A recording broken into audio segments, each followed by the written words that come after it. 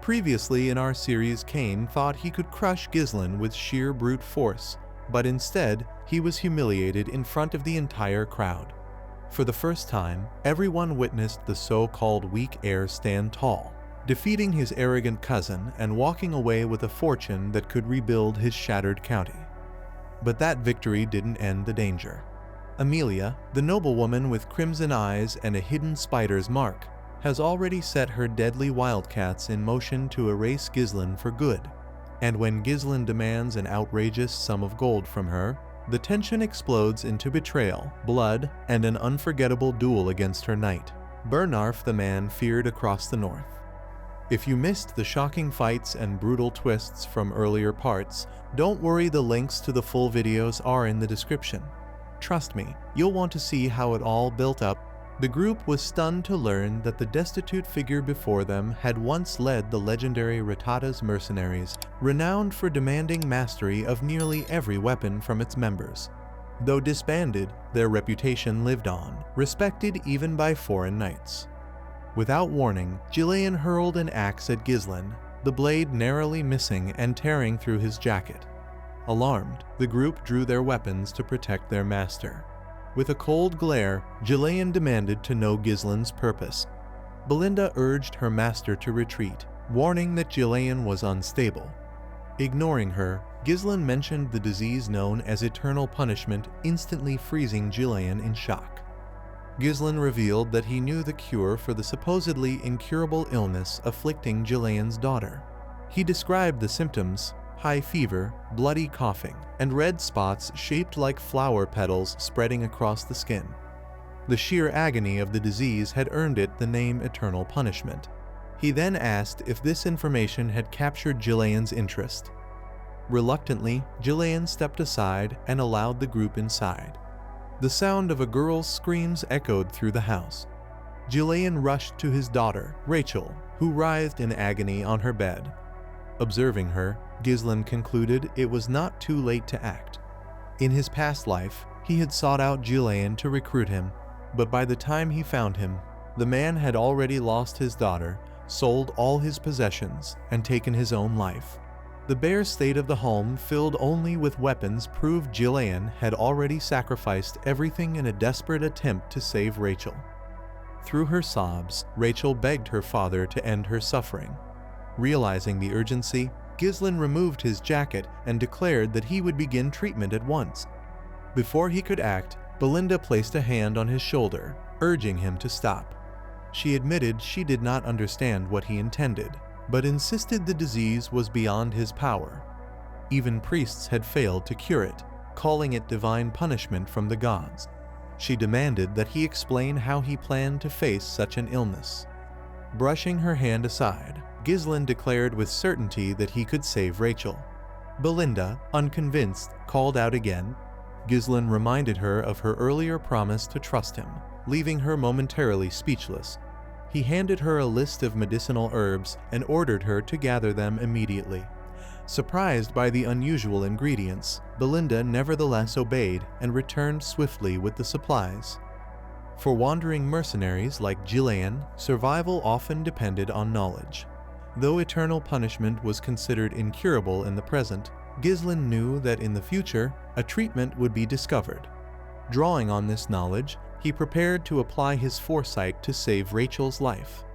The cure itself was surprisingly simple, which made it all the more fascinating. Ghislain remembered the method clearly because of its straightforward process. The true obstacle lay in the staggering cost of the ingredients, especially the most vital component, the fairy's blessing. He began by finely chopping the fairy's blessing and the herbs, then tightly packing them into a bottle before covering the mixture with distilled alcohol. He shook it thoroughly, letting it settle, then added the remaining ingredients and stirred until complete. Finally, Ghislain handed the purple, glowing liquid to Ghislain, instructing him to give it to his suffering daughter. Desperation left Ghislain with no choice. He quickly poured the liquid into his daughter Rachel's mouth. Almost at once, the red spots covering her face began to fade, leaving everyone in the room stunned. They could barely process what they were seeing. Jillian, more astonished than anyone, stared in disbelief at the transformation unfolding before his eyes. Ghislain, calm and composed, remarked that the outcome was only natural. With a trembling voice, Jillian demanded to know how he had achieved this, insisting that even holy power had failed to heal her. Ghislain explained that divine power was not absolute. It could strengthen the body's vitality and enhance its ability to recover, but it was not a true cure. Shaking, Jillian seized Ghislain's arm and begged to know if Rachel could truly be healed. Ghislain reassured him that she would make a full recovery within a few months. Overcome, Jillian stepped back and bowed his head in gratitude, acknowledging that Ghislain must have come to this remote place with a purpose. He confessed that he had nothing left but his body and offered to become Ghislain's servant or even his dog if that was what he desired. But Ghislain rejected the offer firmly. He wanted neither a slave nor a servant. Instead, he declared that he sought the captain of the Regressed Mercenaries. When Jillian raised his head, he caught sight of something extraordinary. Ghislain's eyes glimmered with the boundless ambition of a dreamer. Inspired, Jillian stood and drew an axe. With one swift motion, he severed his long ponytail. The group looked on in awe and apprehension as his entire demeanor shifted. Without the ponytail, Jillian appeared reborn alive, determined, and ready to fight. Moving toward his weapons, he asked if Ghislain had others with him or if anyone else would come looking. Jishan replied that their group was the only one present. Jillian then asked if Ghislain had enemies. Ghislain admitted that he did and that he would likely gain more in time. Taking up a spear, Jillian wrapped a rope around its shaft. With flawless precision, he hurled it through the wooden wall of the house, deep into the forest beyond. The sheer force tore through the wall, and the group watched in silent astonishment as the weapon struck something unseen. Reeling the spear back, Jillian revealed the truth. He had impaled an assassin hiding in the forest. The weapon had pierced the man's chest, leaving him writhing and pinned.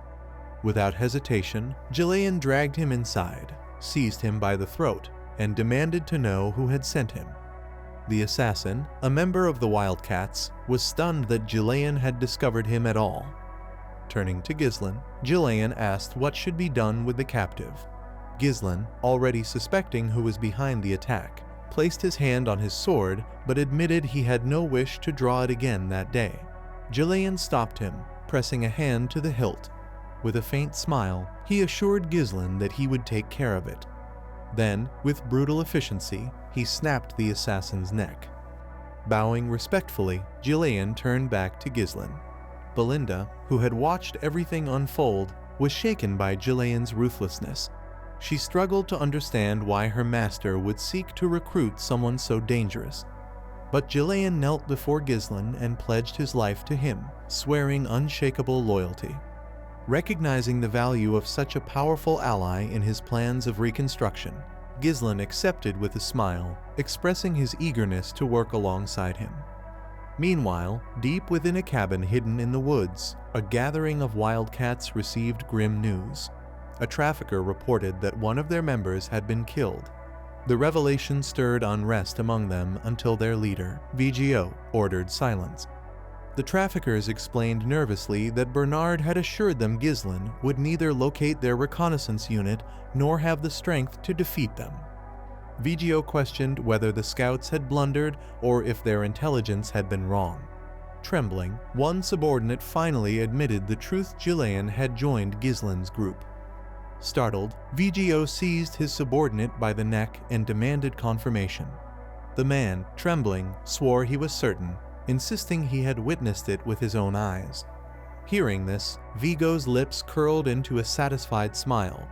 His former captain was finally making a move. The scene shifted back to Jillian, traveling through the forest with Ghislain and the others in a carriage. Belinda, clearly uncomfortable, complained about the overwhelming number of weapons Jillian had brought along. She questioned Ghislain, asking if it was truly necessary to haul such an arsenal, remarking that a single sword or two would have been enough. Frustrated, she pointed out that they had been forced to purchase an additional carriage just to carry everything. Ghislaine remained calm, reminding her that they already needed the second carriage to ensure Rachel's comfort. He assured Belinda it wasn't an issue and urged her to endure it for the time being, emphasizing that their priority was to escape the ravine. Belinda then asked whether the assassin they captured had been sent by Amelia. Ghislaine confirmed her suspicion. Upon hearing this, Belinda explained that the assassin's mask was the mark of the Wildcats traffickers, a powerful and infamous guild in Rayfold. Ghislaine, surprised, pressed her for more details.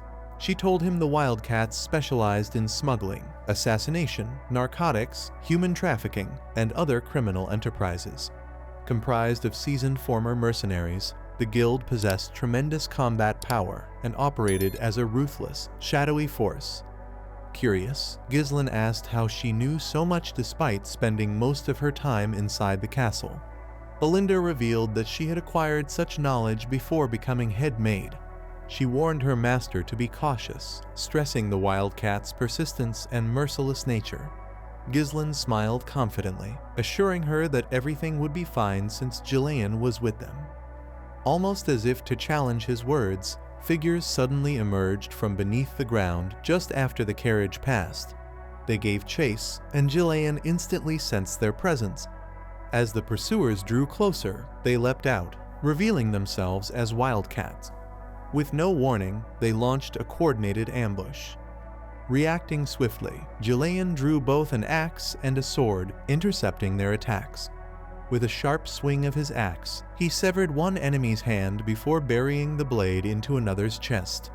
Before the wounded Wildcat could counterattack, Jillian crushed his skull, leaving two lifeless bodies on the ground. In retaliation, the remaining Wildcats released ropes that triggered massive trees to fall toward the carriage. Startled, Jillian heard Belinda's cry of warning: if the trees struck, the carriage would be crushed. Moving quickly, he seized the ropes, slowed the horses, and narrowly prevented disaster. Still, their path was now blocked. Ghislaine calmly remarked that he had expected such an ambush. Surrounding them, more Wildcats appeared, and among them stood VGO. He called out to Jillian, addressing him as the former captain of the Regressed Mercenaries. The name froze Jillian in place. VGO accused him of cowardice, claiming he had disbanded the group for the sake of his daughter. Jillian stepped down from the carriage, firmly denying the accusation. Irritated, VGO blamed him for the life he had been forced to live, questioning whether Jillian had grown so senile that he could not even remember his own comrades. Jillian offered no reply, which only convinced VGO further that he was pretending. Smirking, VGO swore he would make Jillian remember and ordered his men to attack. As the Wildcats charged, Ghislaine offered to assist, but Jillian refused. He said it was clear that Vigo's grudge was personal and reassured him that he could handle it alone. Before the attackers could close in, Jillian channeled mana into his axe and, with a single devastating swing, cut down 4 enemies at once. The display stunned the remaining assailants, but they quickly rallied for another assault.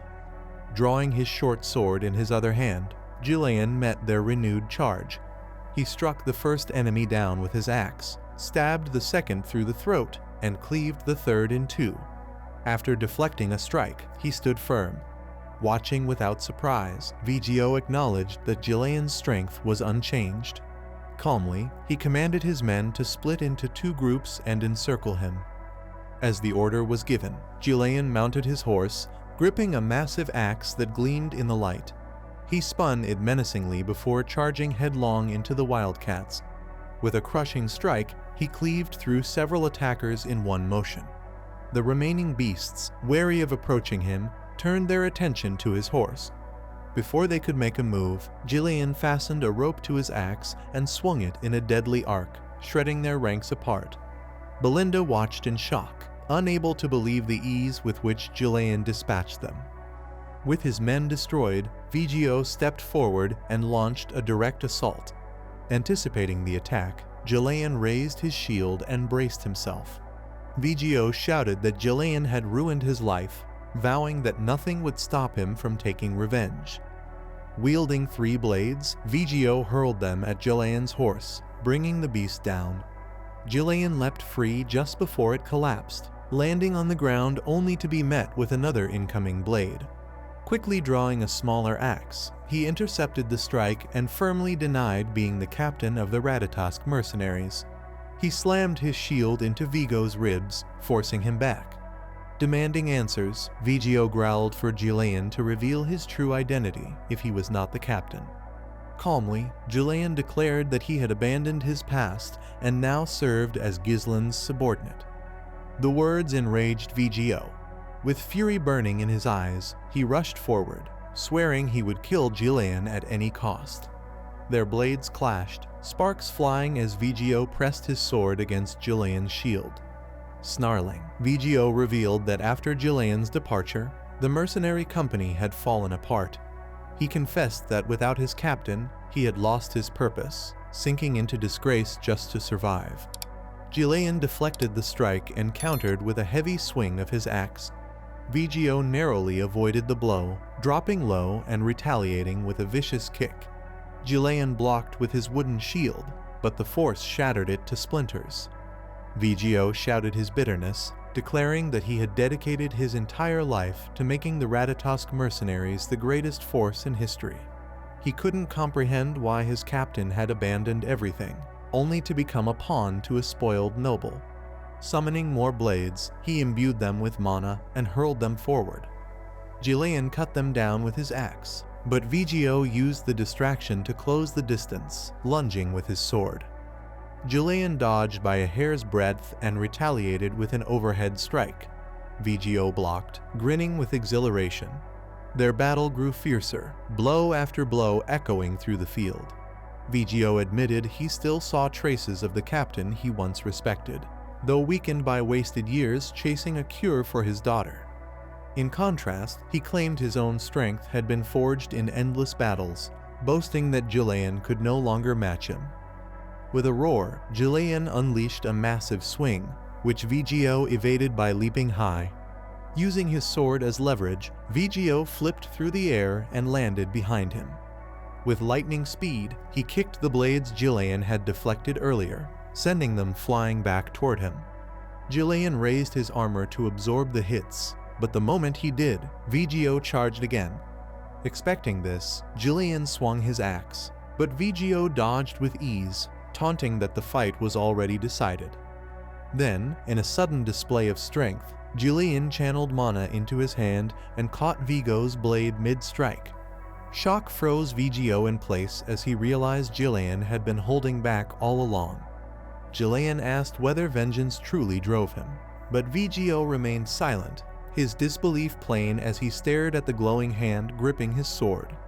Without hesitation, Jillian slammed the head of his axe into Vigo's face, launching him into a nearby tree.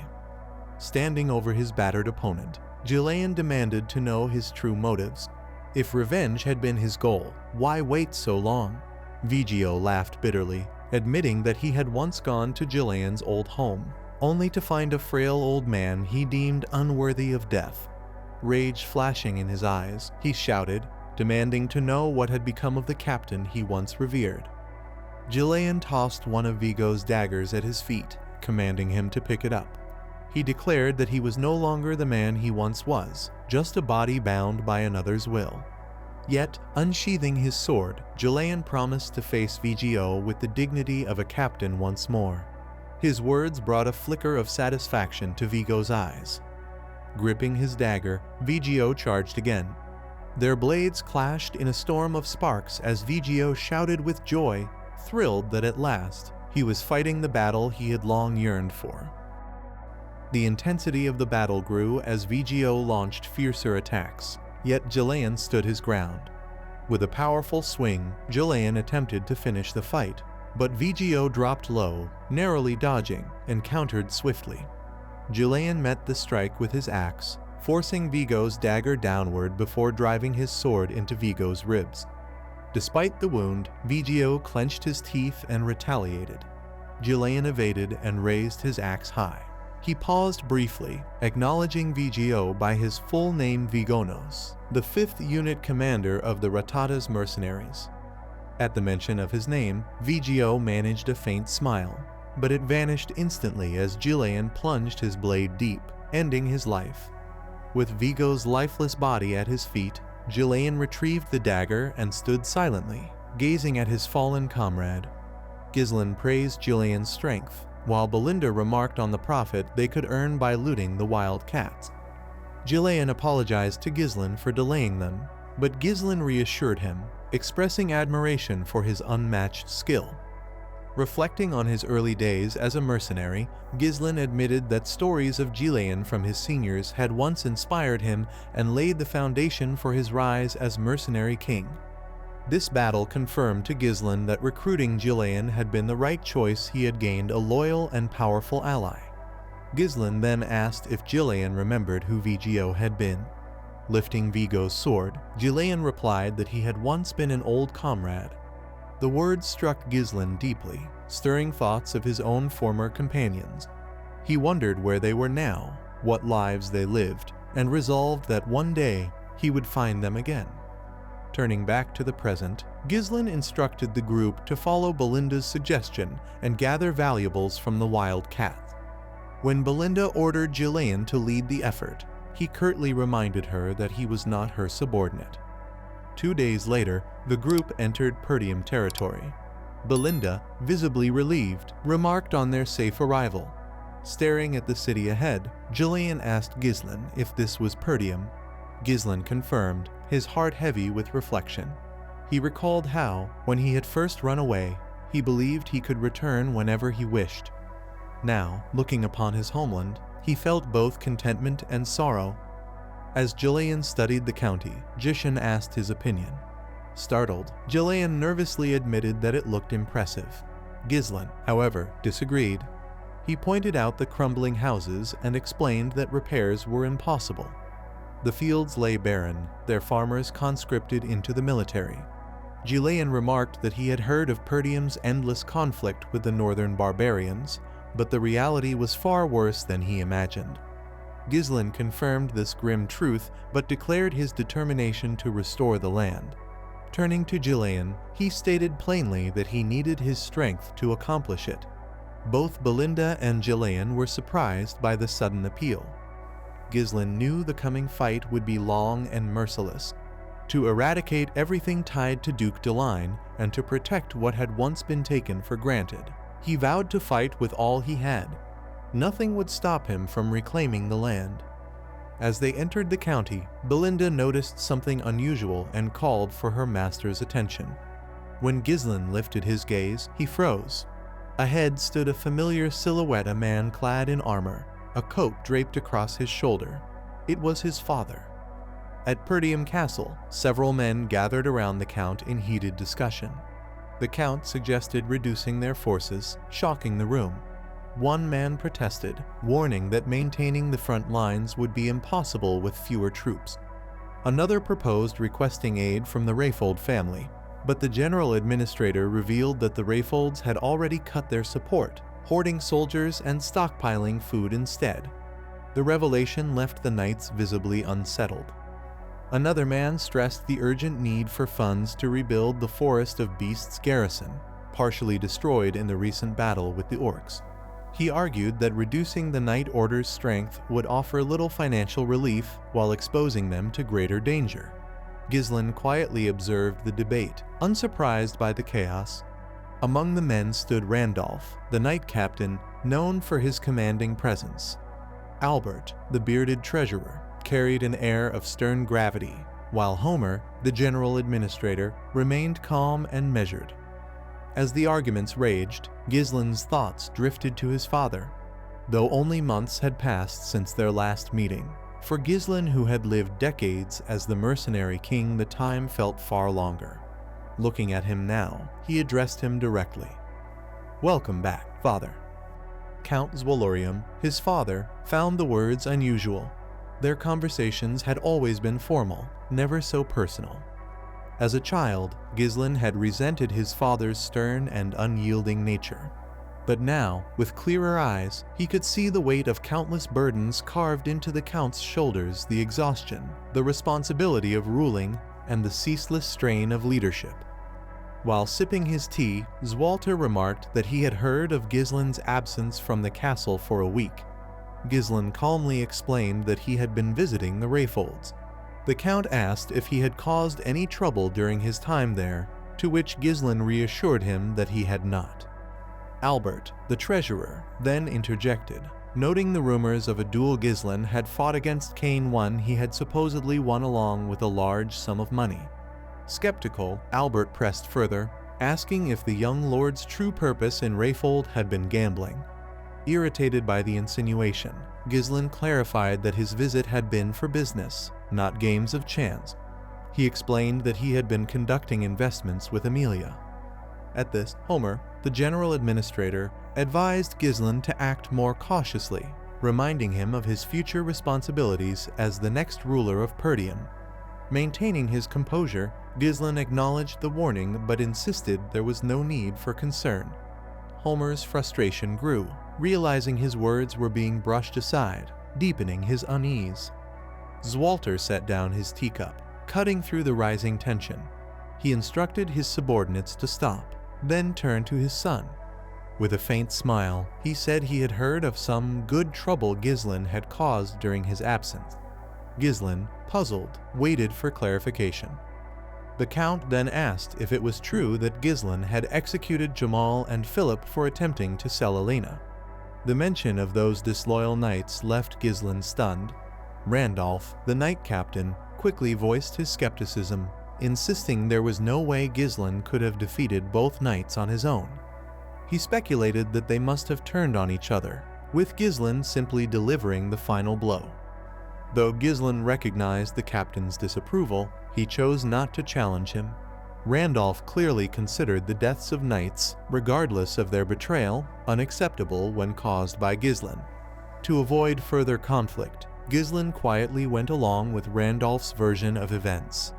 Smugly, Randolph declared that his assumption had been correct. Zwalter, however, dismissed the details, praising his son instead. What mattered most to him was Elena's safety. For the first time, Gislin received genuine praise from his father, an unfamiliar yet encouraging moment.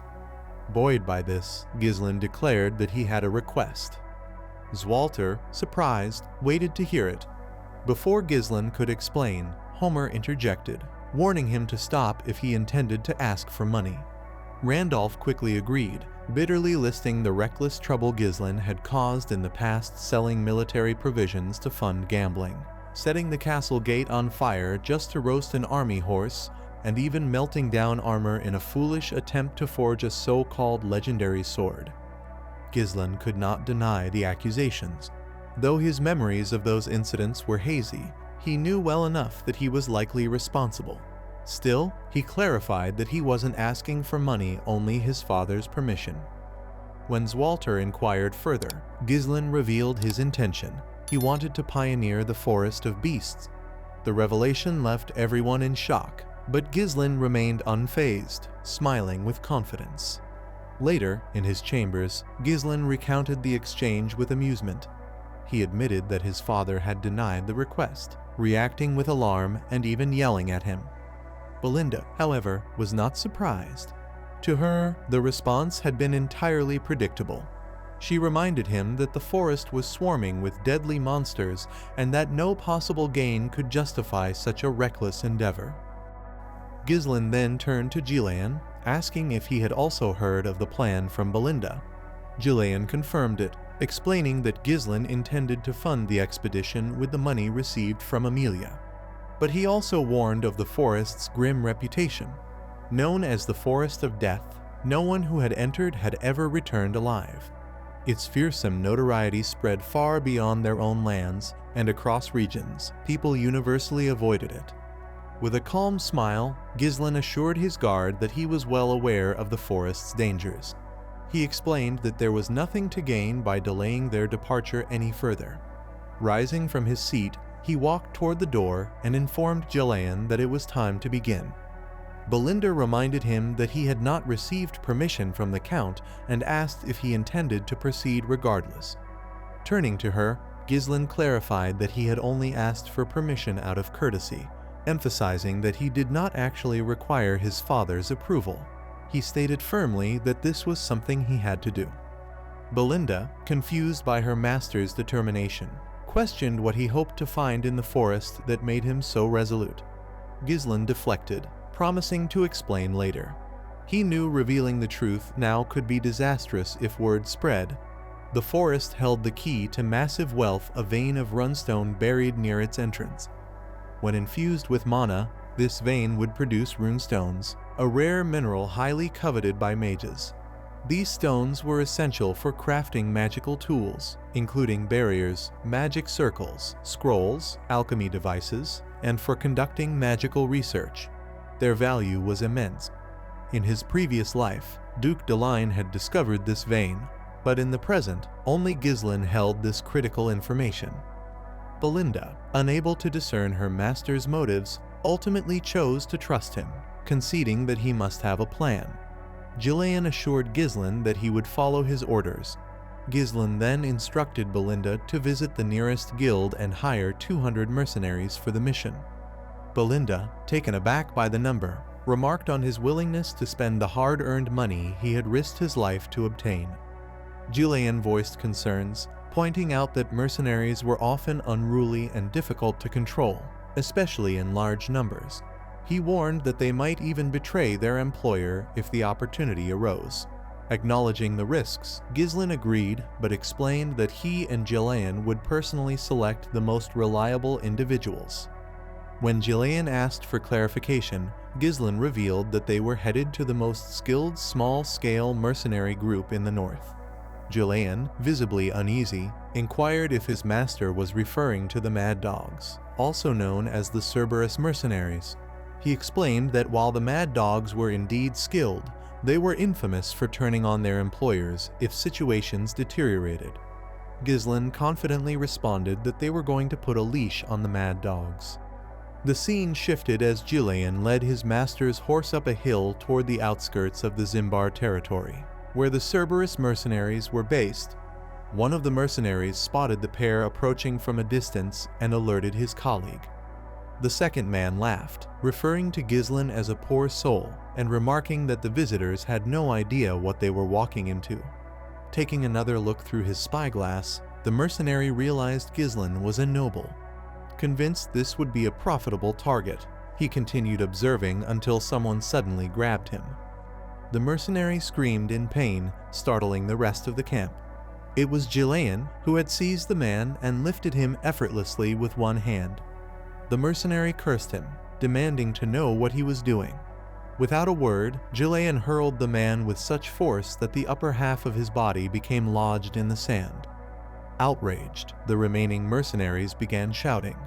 One stepped forward, accusing Ghislain of acting recklessly because of his connection to a noble family. Holding a chain with a spiked ball attached, the mercenary smiled and warned Ghislain not to expect to leave the camp alive. Unaware of who he was dealing with, the man paused as someone else entered the camp. Ghislain, seated on his horse, addressed him directly, instructing him to be quiet and fetch his captain. The mercenary laughed mockingly at the demand, spinning his chain as he taunted Ghislain, calling him a noble brat and declaring it was time for him to learn responsibility. As he hurled the spiked chain toward Ghislain, something intercepted it midair. It was Ghislain who had stopped the attack with a dagger. The blade lodged into the chain, halting its movement and causing the spiked ball to drop to the ground. The mercenary, shocked by the display, watched as Ghislain twisted the dagger further, disabling the weapon completely. Ghislain smiled at the scene, remarking that words alone would not suffice, and instructed Ghislain to handle the situation, but warned him to ensure there were no fatalities. Acknowledging the order, Ghislain took hold of the chain and yanked the mercenary toward him with ease. The man flew helplessly forward, and as he came close, Ghislain struck him in the stomach with the spiked ball.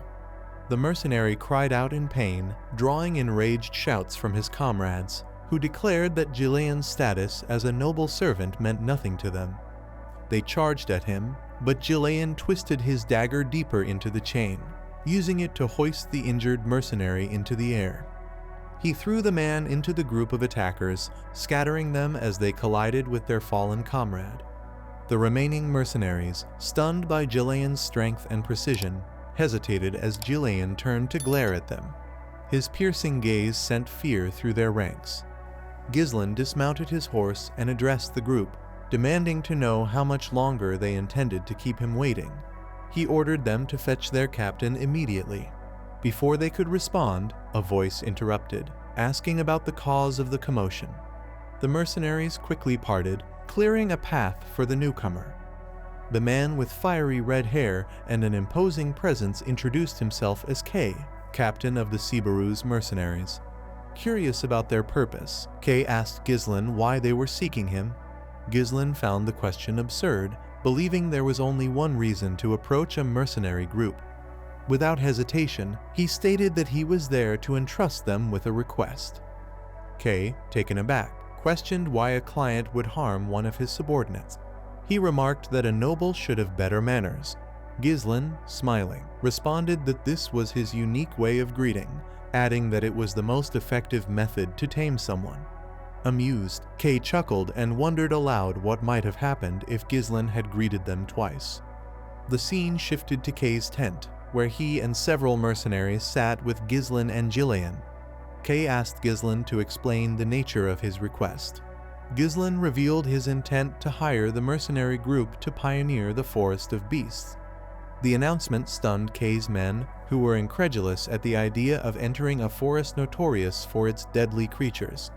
Knowing the forest bordered Perdium territory, the mercenaries exchanged uneasy glances. Maintaining his composure, Kay asked Ghislain what kind of person he must be to consider disturbing such a perilous place. Ghislain introduced himself as the young lord of Perdium. Kay and his men, surprised by the revelation, erupted into laughter. They could hardly believe they were speaking to the infamous young lord described in local rumors. Their laughter grew louder as they became convinced Ghislain had lost his mind. Kay, dismissive, told Ghislain that he likely had no idea what the Forest of Beasts was truly like, having grown up sheltered in a greenhouse. He asserted that the forest was no place for rookies like him. Declaring the discussion over, Kay signaled his men, who raised their weapons. Jillian, seeing this, lifted his axe in preparation for a fight. Ghislain, unfazed, asked Kay if he was afraid. The question startled Kay, who responded with a smile that he was disappointed. He remarked that he had heard of the Regressed Mercenaries' reputation for skill, but now believed it to be a hoax. Placing his foot on the table, Kay warned Ghislain not to provoke him, reminding him that mercenaries do not take jobs that offer no worthwhile reward. Ghislain replied that weaklings often rely on excuses, a comment that visibly annoyed Kay. Kay declared that Ghislain was ruining the mood with his pathetic provocations, dismissing him as a clueless brat unworthy of his time. He assured Ghislain that he would allow him to leave unharmed, but demanded compensation for the trouble caused. Ghislain, his demeanor now serious, refused. He then made a bold request Amarana's recognition with Kay, captain of the Regressed Mercenaries. Both Jillian and the other mercenaries were shocked by the challenge. Kay, narrowing his eyes, asked Ghislain if he even understood what he was asking for. Ghislain, wearing a confident smile, confirmed that he did. He explained that Amarana's recognition was a traditional mercenary duel bound by strict rules. Each participant used only a single dagger, with one arm tied to their opponent. The use of mana was strictly forbidden, and stepping outside the designated circle counted as a loss. The match forced both participants into a brutal life or death struggle within a confined space that limited their movements.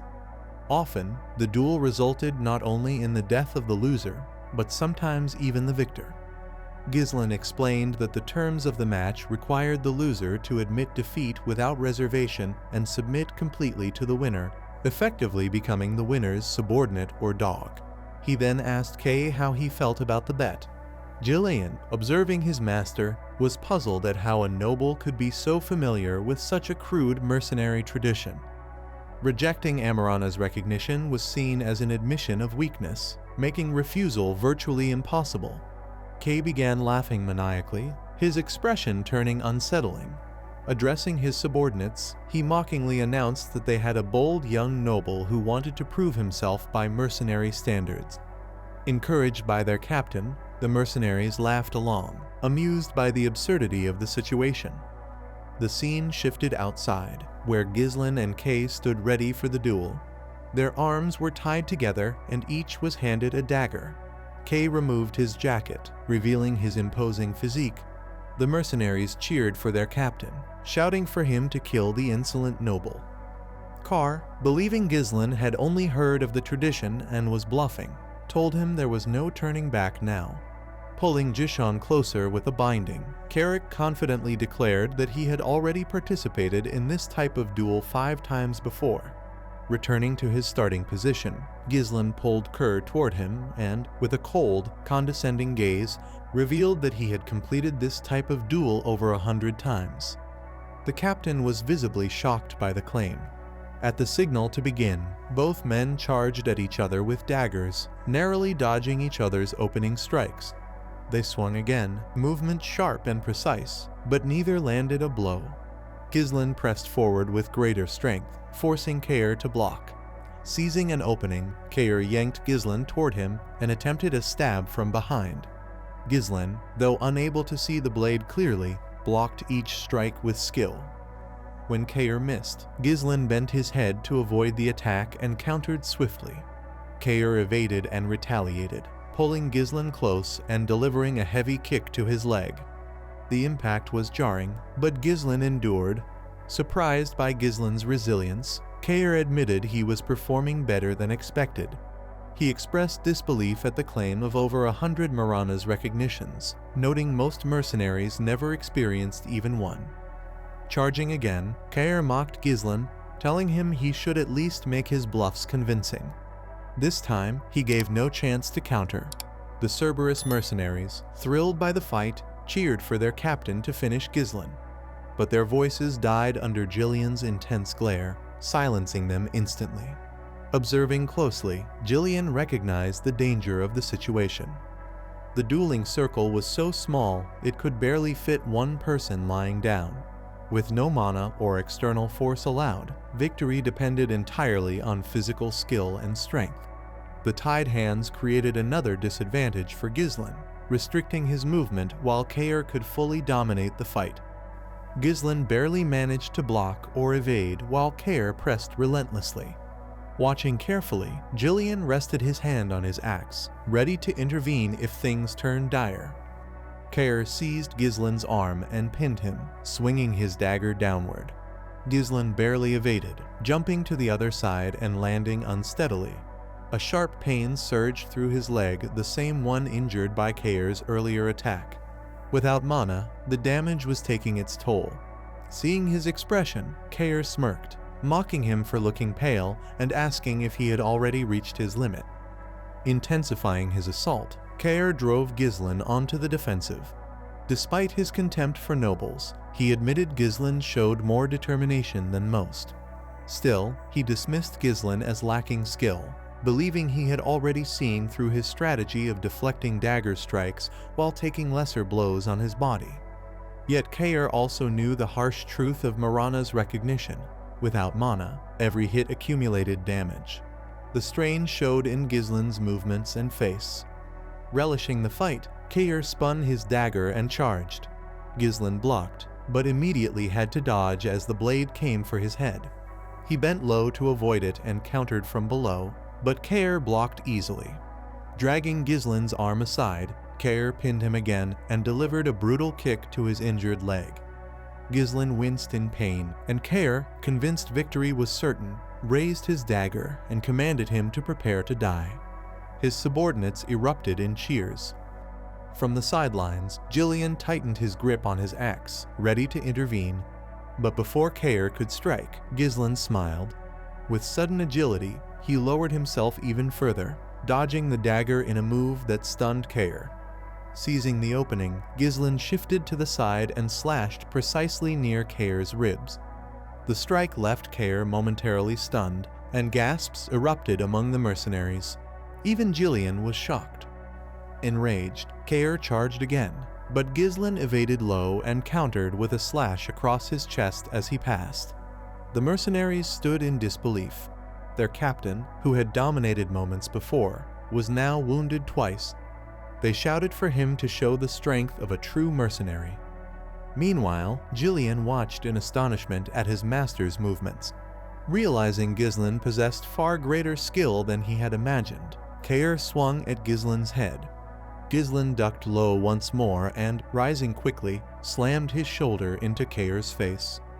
With the dagger tightly clenched in his fist, Ghislain delivered several blows to the captain's face in rapid succession. Before Kair could recover, Ghislain rotated his dagger and stabbed it into Kair's hand. Despite the injury, Kair did not cry out. Instead, he charged at Ghislain with renewed ferocity. Ghislain, however, easily dodged each attack. Kair began to falter, confused by the sudden change. Just moments earlier, Ghislain had seemed barely capable of withstanding his strength. Watching intently, Gillian finally understood Kair's reliance on brute force was his downfall. His powerful swings had stiffened his muscles, making his body rigid and slow. By contrast, Ghislain avoided resisting directly. He relaxed his movements, using the captain's momentum to turn the fight in his favor. Impressed by this unexpected display of strategy, Gillian quietly placed his axe back in its sheath. As Kair gasped for breath, his men taunted him, urging him to stop playing around and finish the fight. Ghislain commended Kair for his resolve, noting that many others in his position would have resorted to breaking the rules by using mana. Kair, smirking despite his exhaustion, replied that Ghislain spoke like someone who had truly fought in 100 Marana recognitions. He revealed that he had earned his position as captain through this very method, adding that mercenaries who broke the rules never survived long. Ghislain smiled at his words, admiring his spirit. Kair admitted that he was at a disadvantage in a direct confrontation, but reminded Ghislain that victory in Marana's recognition was not limited to overpowering an opponent. Stepping outside the circle, he said, was an automatic loss. With that, Kair grabbed Ghislain's arm, hoisted him into the air, and tried to throw him out of the circle. Confident in his plan, he believed victory was his. But before Ghislain's foot could touch the ground, he tightened his grip on Kair's hand, pushed his legs upward, and braced against the captain's knees to halt his descent. Using Kair's body for support, Ghislain reversed the momentum, pulling him forward. In one swift motion, Ghislain climbed up Kair's leg, maneuvered behind him, and locked his arm around the captain's neck. With a powerful slam, he drove Kair's head into the ground, pushing it outside the circle. The mercenaries stared in stunned silence, unable to believe what had just happened.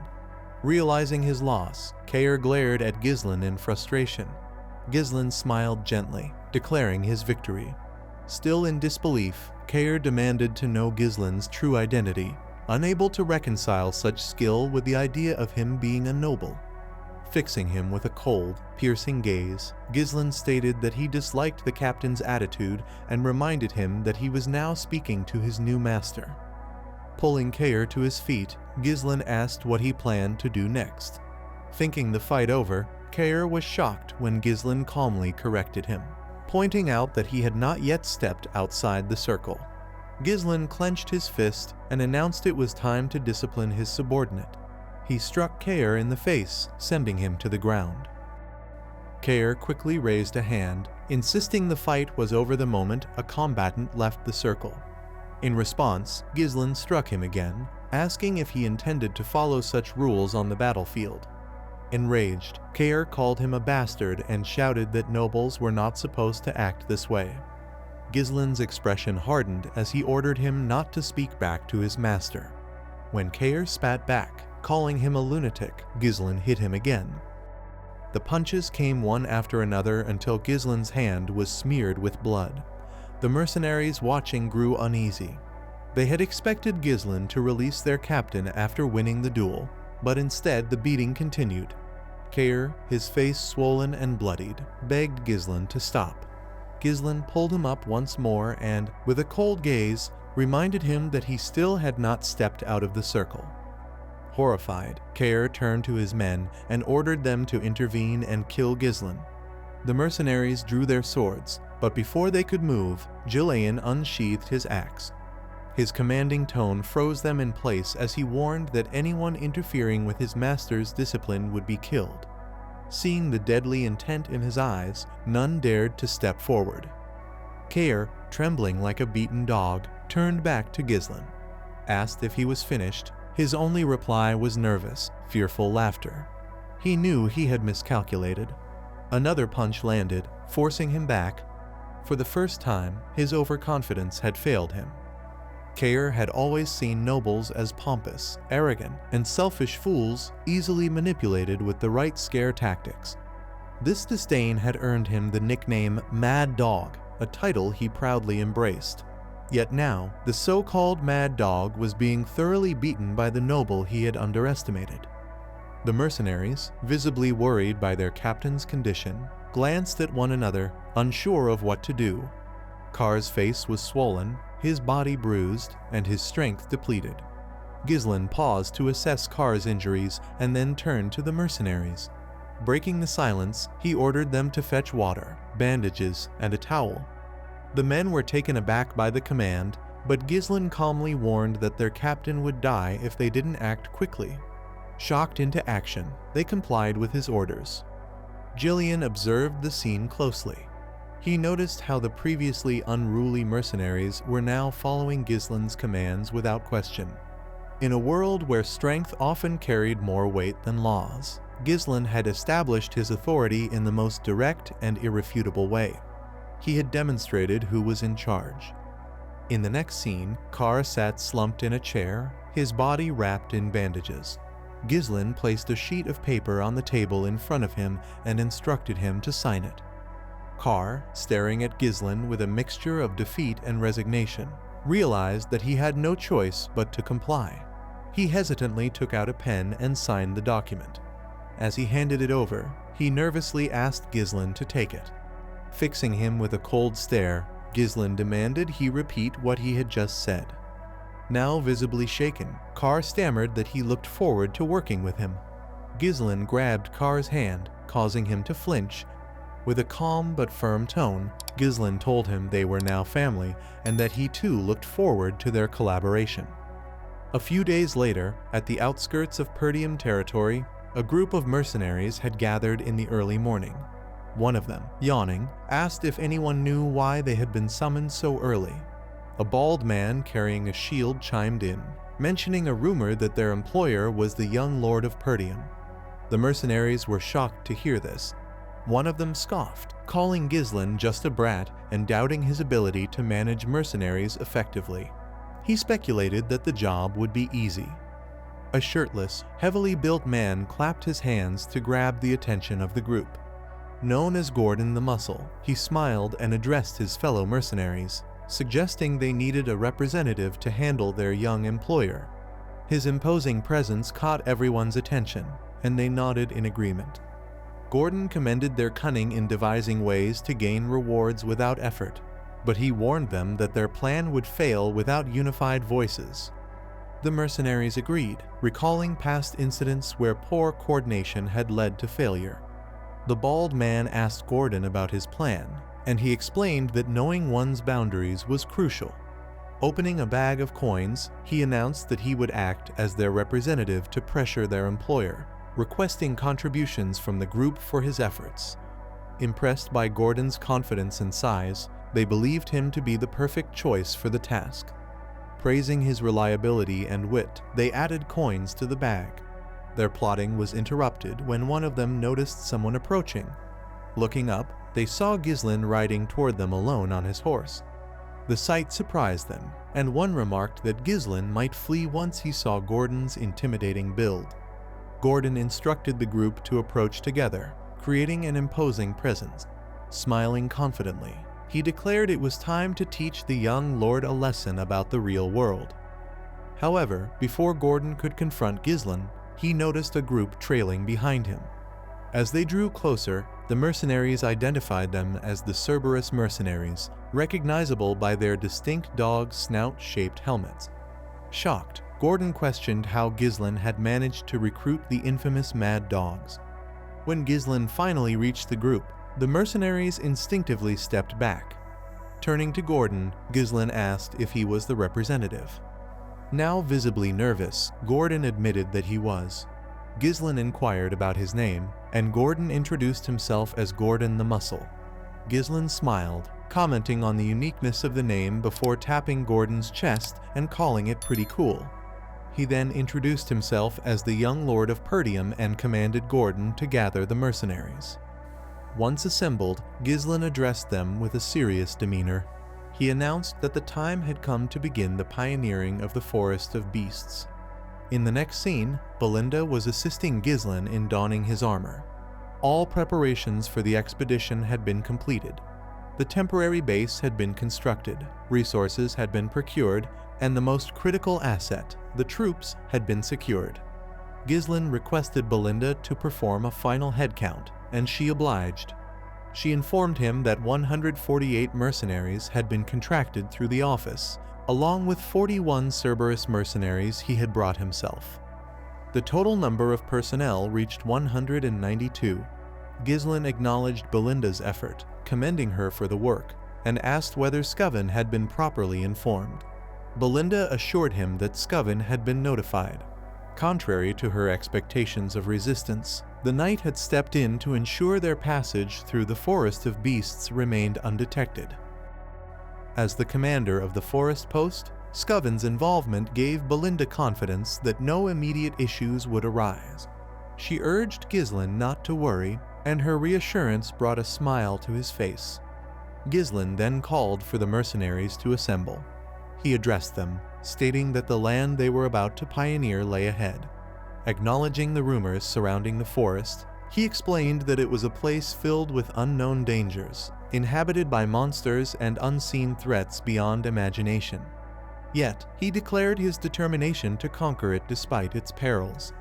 The mercenaries, visibly unsettled by the mention of the Forest of Beasts, murmured among themselves, claiming they had not been informed of such dangers and feared for their lives. Belinda stepped forward, silencing them, and reminded them not to interrupt while their leader was speaking.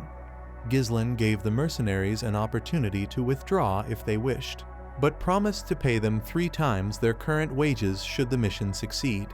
The unexpected offer shocked the group, as it was an exceedingly tempting reward. Belinda moved closer to her master and whispered her concerns, pointing out that all their funds had already been spent on preparations. Ghislaine calmly explained that such promises were necessary to boost morale. Confident in the mission's success, he assured her there would be sufficient funds to fulfill his word. When he asked if she trusted him, Belinda admitted she had no choice but to place her faith in him. Carve then remarked to Julian that their master must be out of his mind to offer such an extravagant reward and questioned how Ghislaine intended to honor his promise. Julian, however, simply replied that their master always had a plan. Ghislaine officially named the group the Forest of Beasts Expedition Team and declared it was time to move out. As the group progressed, they began cutting down the trees obstructing their path. Everyone, including Ghislaine, actively participated in clearing the way. After felling a tree, Ghislaine looked up relieved to see sunlight piercing through the thinned canopy. Raising his hand, he directed the men to continue clearing the path toward the indicated direction. He instructed them to chop the felled trees into logs, load them onto carriages, and dig around the stumps to facilitate their removal. According to the Forest of Beasts Developmental Journal, a resource Ghislaine had obtained in his previous life, the forest was vast and rich in untapped potential. He firmly believed that one day the monsters would be driven out and the forest's resources fully utilized. At that moment, what Ghislaine needed most was money. He chose to disregard all other concerns, focusing solely on securing the quickest route to the runestone vein. The wealth from this expedition would play a pivotal role in halting the conspiracy surrounding Perdium. Kerr found it peculiar that their employer was taking such an active role. While one mercenary suggested Ghislaine was simply trying to uphold the dignity of a noble, another mercenary scoffed, claiming he was merely pretending and would soon give up. Belinda, overhearing their remarks, firmly told the men to stop gossiping and return to their work. Though they obeyed, she was visibly irritated by their dismissive attitude toward her master. She approached Ghislain, reminding him of the considerable effort he had put into hiring the mercenaries. She questioned why he was personally involved in the labor, pointing out that his actions made the men take him lightly. Ghislain reassured her that it was fine, explaining that having more hands on the job would allow them to finish faster. He emphasized that lingering in the area for too long would bring no benefit. Accepting his reasoning, Belinda remarked that he spoke as though he already knew what lay ahead. Keir observed their exchange with a bemused smile. He found it hard to believe that his employer had someone worrying about him while he himself had become the dog of his master, willingly heading into danger. Ghislain, overhearing this, struck Sir with a log, prompting Carr to accuse him of trying to pick a fight. Despite their banter, the operation proceeded smoothly. The Duchy of Delaine, which had conquered the kingdom and established a new dynasty, had launched a large-scale development initiative in the Forest of Beasts. Ghislain had been unable to uncover the Duke's specific motivations for focusing on the forest. However, he had obtained a developmental journal that detailed major resource locations and the ecosystem of monsters. Armed with this knowledge, Ghislain had come better prepared. One of the mercenaries, noticing the abundance of oil lamps among their supplies, wondered aloud why they had been brought instead of cheaper torches. The lack of incidents along the way unsettled Ghislain. He had only read about the dangers of the forest and had no first-hand experience. Sensing the deepening of the forest, he cautioned the men to remain vigilant. While some mercenaries continued cutting trees, one remarked on the increasing darkness, asking if night had already fallen. Another mercenary, smiling, noted that no monsters had been encountered despite the forest's fearsome reputation. Agreeing, his companions speculated that the dangers had been exaggerated. He joked that even without any effort from their leader, Gordon, the job would have remained simple. They lamented that tripled pay seemed excessive for such an easy task. As they spoke, a bald mercenary struck Gordon on the back while he carried a log, jokingly demanding his money back. Gordon, however, noticed something strange. Turning to the others, he pointed out that they had cut countless trees along the way. When asked, the men confirmed that they had. Gordon's expression darkened as he directed their attention to the path behind. It was inexplicably blocked. The mercenaries froze in shock at the sight.